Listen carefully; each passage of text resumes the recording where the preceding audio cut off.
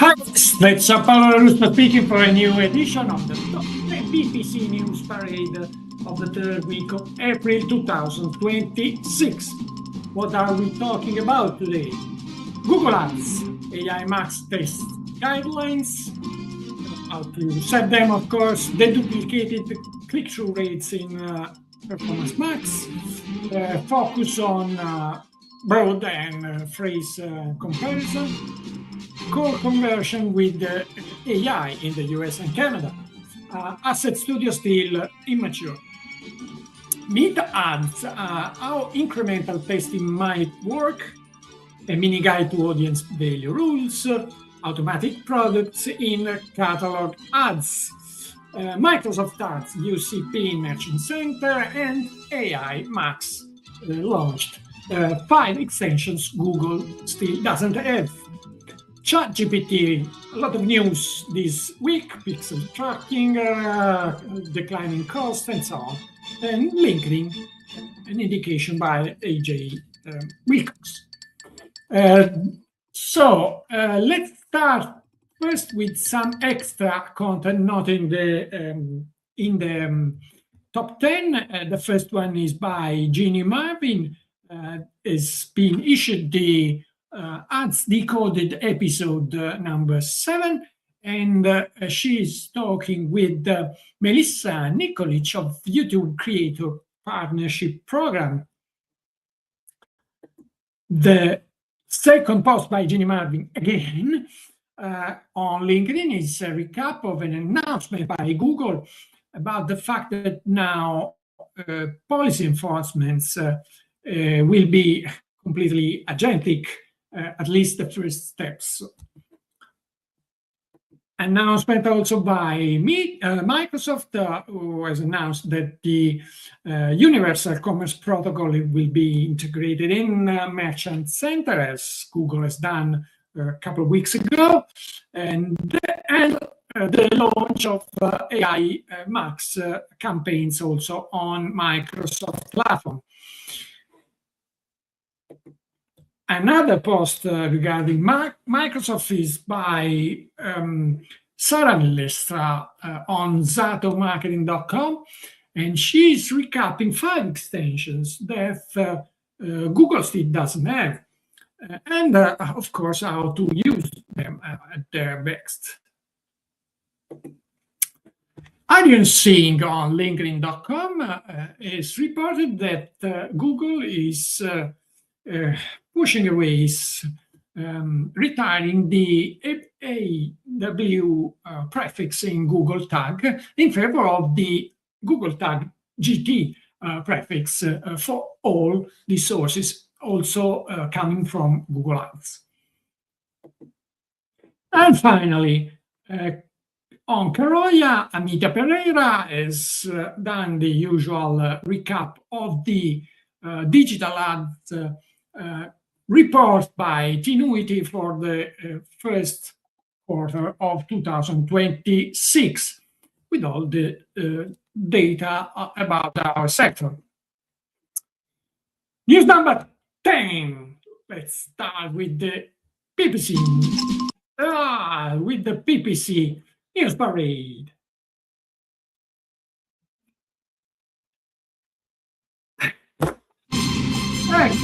Here it is.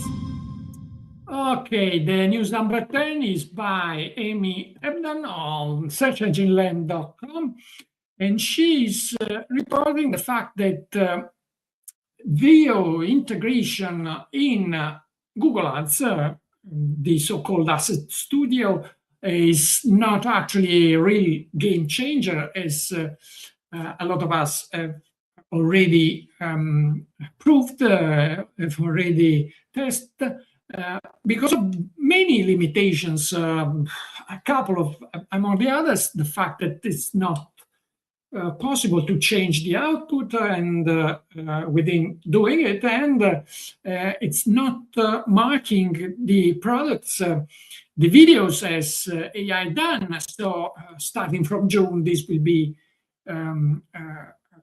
creating the possibility for a fine in New York State legislation. News number 9.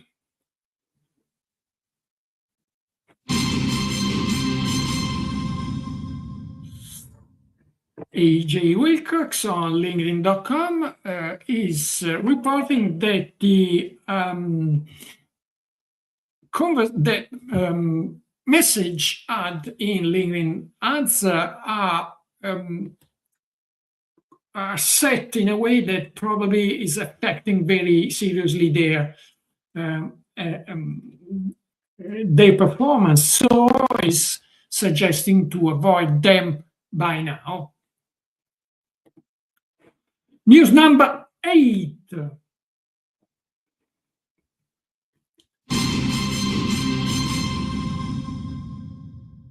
Brian Van Allen on LinkedIn.com, and he has reported that Meta will now add automatically products in catalog ads if they find them on the website, just like Google does in the Merchant Center. We'll see if it's so messy as Google's is. News number 7.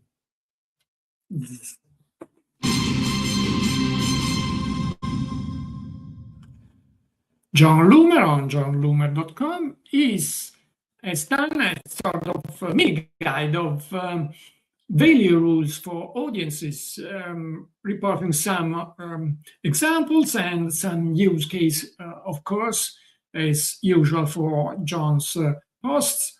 And it's very nice. It's a very nice read. I suggest you to look at it.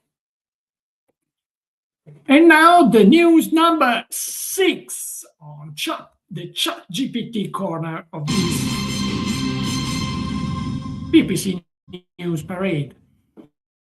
The first news is by Anu Adebol again on searchengineland.com, and she's reporting some overviews, some excerpts of the Ads Manager advertisers are testing in USA and Canada, in USA, sorry, which have been shared by Glenn Gabe on X. DigiDay, a post by Kristen Scanlon, and she's reporting that the prices are going down. It's not clear if they are connected with directly with ChatGPT ads or via Criteo, but this is probably a trend as soon as the ads will be open to anyone. And in another post, I found that now ChatGPT ads are shown also to non-logged users. But that's not all for ChatGPT, because Joseph Katsoukinas has found that also the tracking pixel has been released and probably has been tested in these days by ChatGPT. So they are closing the gap also with the tracking on the tracking side. And finally, Menachem Eni here on ppc.live is doing a sort of overview of the main settings of the ad manager. So it's a sort of a walkthrough in the platform, in the user interface better. The news number 5. It's coming. Okay, it's a post by Anu Adebol again on searchengineland.com, and she's reporting that now are being tested in USA and Canada the call conversion tracking tracked by artificial intelligence. So the conversions on calls are not only linked to the length of the call, but are analyzed by AI. So it should be quite more precise when they will arrive globally. News number 4.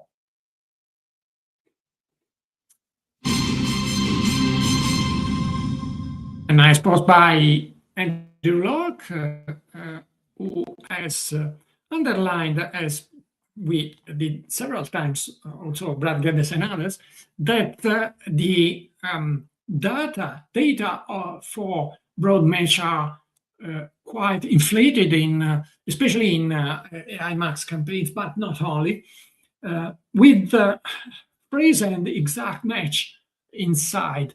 So it's difficult to understand which match type is actually working best for performances, but is suggesting to use continue to use phrase match is when you have a vertical niche to be covered, especially in e-commerce projects. The news number 3 is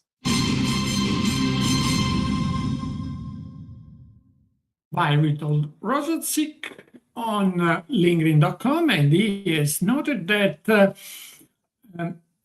click-through rates are calculated in a different way in Performance Max and standard shopping campaigns, because in Performance Max, the repeated the multi-placed visualizations, impressions are deduped. So the click-through rate seems a little better, little higher than shopping campaigns, even if the impressions are the same. And that's probably due to the fact that the Performance Max campaigns has to be confronted with social campaigns on Meta, while shopping campaigns are more likely to be tested again search campaigns, which have the same impression counting of shopping. News number 2, the second most important PPC news in this week, is by Peter Quadro, who has found a new study about the conversion uplift, the incremental test in the platform. A group of study has replied more or less the same results. So this could be the way in which the test works also in Meta, using more than 2,000 lift tests results in Meta. And so it's interesting to understand how it might work. But the news number 1 this week is by Brad Geddes on analysis.com, and in specific is explaining how to set properly text guidelines in AI Max campaigns. And not only, is sharing also a prompt, a model of prompt to retrieve the titles and descriptions of all campaigns. So it's a very nice post, very detailed, and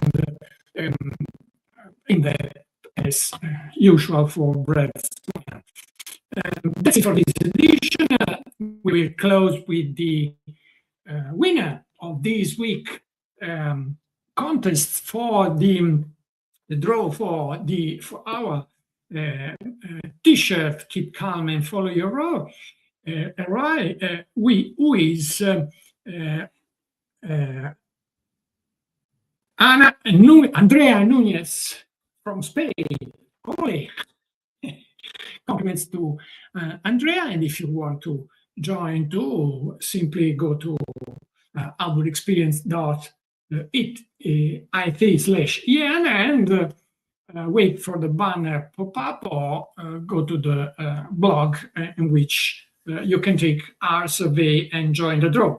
That's all for this edition. If you like this PPC news parade, please like, comment, or share it, and may the ROI be with you.